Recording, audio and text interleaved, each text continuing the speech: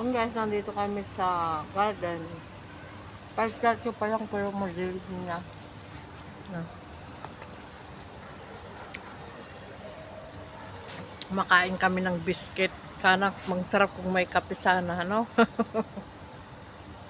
Wala eh. Biscuit laang. Oh, you fall down there. Come here. Ang ganda dito guys. Napakalamig na yung hangin. Sarap. Yan. How I wish guys na pumunta ako dito, magja-jacket na ako. Yan. Ang ganda dito guys. Soft. You fall down na. Yung alaga ko nandun. Lakad-lakad.